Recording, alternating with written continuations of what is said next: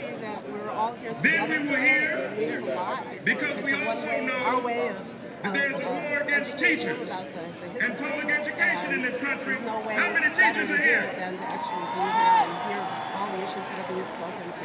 Housing, education, healthcare, all the disparities that exist, making it real for them. Look, I think we're walking in the footsteps of history here. It's impossible to be here and not reflect on how much of a struggle it took to get to 1963 and how much more has happened since, and then of course how far we are from realizing Dr. King's dream, especially when it comes to economic justice, how much unfinished business there is. So when we're here with our children, I feel a great faith that Kiara and Dante and a lot of other young people are going to take up this struggle, that they feel it, that they care, and this is going to be another reminder to them that it's soon going to be their turn to make the changes that Dr. King was pointing us towards. And is this emotional for both of you as the parents of biracial children? Yeah, I mean, this is, at the time of this speech, in 1963, our marriage was illegal, would have been illegal in states all over the country.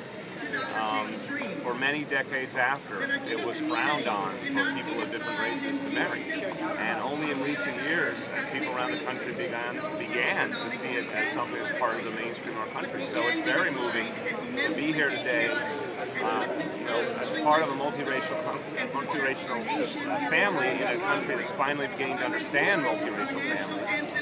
And that's an energizing part of this. You can feel that change coming, but a lot more change has to happen beyond that. And Kiara and Dante, does this feel relevant to your lives right now?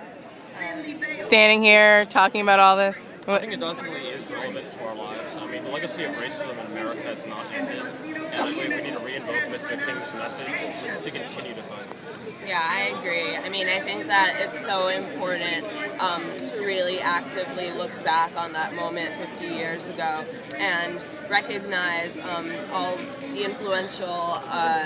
influential messages that Dr. King had, but also to recognize that we haven't, completely made it, that we haven't changed racism in America. And it's interesting to juxtapose the inequalities from that time and the inequalities now, and approach it in a very proactive way. Favorite civil rights leaders, real quick? Favorite civil rights leaders? Yep. I'm ready to vote. You ready? Go, Dante. Up, Dante. What was that?